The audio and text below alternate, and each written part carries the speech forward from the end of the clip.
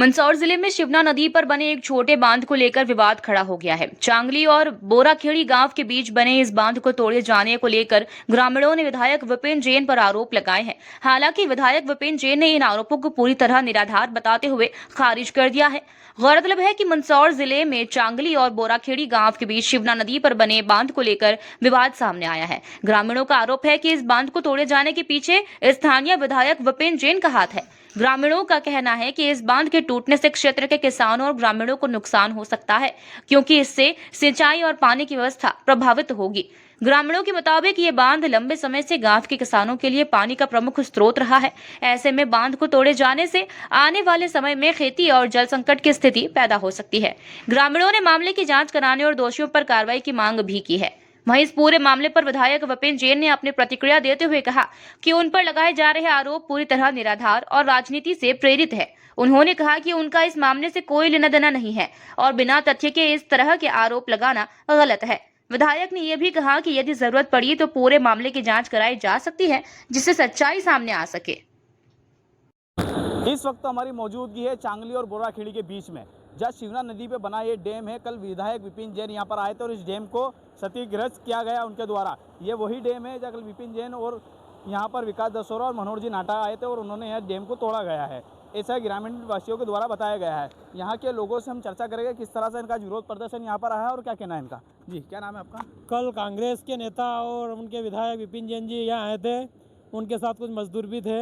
उन्होंने ये डैम को तोड़ने की कोशिश करी। फिर कोई हमारे किसान भाई यहाँ मोटर चालू करने आया तो उन्होंने देखा कि डैम तोड़ रहे हैं, तो उन्होंने फिर विरोध प्रदर्शन किया और फ़ोन वोन भी लगाए और उन्होंने बताया कि ये क्यों तोड़ रहे हो। तो उन्होंने बोला कि ये तो शुद्धिकरण के लिए तोड़ रहे हैं, पर इससे शुद्धिकरण नहीं होगी, क्योंकि शुद्धिकरण के लिए सरकार ने अलग से पैसे दिए हैं और ये तोड़ना उनके लिए कोई ये उचित नहीं है। क्योंकि अगर ये बांध टूटता है तो यहाँ सब कम से कम 1000 किसान इस डैम से सिंचाई करते हैं और 10 गाँव के किसान यहाँ से सिंचाई करते हैं और इस डैम से कुएं का जल स्तर भी बढ़ा हुआ है। अगर ये टूटता है तो किसान आत्महत्या करने के लिए मजबूर हो जाएंगे और बेरोजगार हो जाएंगे। और हमारी प्रशासन से यही मांग है कि अगर ये ठीक नहीं हुआ 2 दिन के अंदर तो सारा पानी निकल जाएगा और हम फिर इसके खिलाफ धरने पे बैठेंगे और विरोध प्रदर्शन करेंगे। ये आपका क्या कहना है इसको लेकर, डैम को जो तोड़ा गया है? हमारा यही कहना है कि ये बांध पुनः सही किया जाए और इसको अगर सही नहीं किया गया तो सारे किसान दुखी हो जाएंगे, सब आत्महत्या करने मजबूर हो जाएंगे और पानी सूख जाएगा। 24 घंटे 2 दिन का पानी शेष बचा, बाकी सब खाली हो गया है। अगर ये सही नहीं किया गया तो सारा पानी सूख जाएगा और अगर नहीं किया तो हम धरने प्रदर्शन में बैठेंगे। ऐसे और भी हमारे यहाँ साथी मौजूद हैं, इनसे भी हम चर्चा करेंगे किस तरह से इनको यह धमकी मिली है मनोहर जी नाटा के द्वारा। जी, क्या कहना है? हाँ, मैं कल यहाँ आया तो यह डैम तोड़ने का काम कर रहे थे विधायक विपिन जैन, मनोहर जी नाटा, विकास जी दसोरा, 2-4 जने और थे जिनको मैं जानता नहीं हूँ। वो बांध तोड़ने का काम कर रहे थे। मैंने आके यहाँ विरोध किया तो मेरे को धमकी दी उनने, मनोहर जी नाटा जी ने, कि तेरे को NDPS में फंसा दूँगा, जिसका मेरे पास बाकायदा वीडियो भी है। आप क्या चाहते हो उसको लेकर? मैं ये चाहता हूँ कि एक तो मेरे ऊपर कुछ भी हुआ तो उसकी जवाबदारी उनकी ही रहेगी, विपिन जैन, मनोहर जी नाटा की। और भी हमारे साथ मौजूद है, उनसे चर्चा करेंगे क्या कहना है इसको लेकर, जिस तरह से आज यहाँ धरना प्रदर्शन किया गया आपको बांध को लेकर, उन्हें क्या कहना है? कांग्रेस के विपिन जी जैन और उनके साथी जब यहाँ पे आए और उन्होंने ये बांध को तोड़ने का काम किया तो किसानों को उसकी सूचना प्राप्त हुई। किसानों ने देखा तो जब इनका दिल आहत हुआ है, क्योंकि कहीं ना कहीं एक तरफ सरकार पॉपुलेशन टैंक बनाकर सरकार पानी को एकत्रीकरण करने का काम कर रही है और वहीं विधायक जी जैसे मजबूत नेतृत्व वाला व्यक्ति आता है और ये बांध को तोड़ने का काम करता है, तो कहीं ना कहीं ये किसानों पर सीधा पेट पर लात मारने का काम विधायक जी कर रहे हैं। तो ये सरासर गलत है। इनको तत्काल प्रभाव से ध्यान देना चाहिए। 24 घंटे 2 दिन अगर ये पानी लगातार बहता रहा, भारी मात्रा में पानी बह रहा है, अगर लगातार ये पानी बहता रहा तो यह डैम पूरी तरीके से खाली हो जाएगा और किसानों का जल स्तर जो बढ़ा हुआ है वो सीधा नीचे चला जाएगा और किसान परेशान हो जाएंगे, किसान आत्महत्या करने के लिए मजबूर हो जाएंगे। तो मैं शासन प्रशासन से निवेदन करता हूं कि इस और तत्काल ध्यान देना चाहिए और इस डैम को पूरा सुचारू रूप से ये चले और ताकि इसमें जल स्तर बढ़ा हुआ ही मिले, ताकि किसान हताश और परेशान ना हो।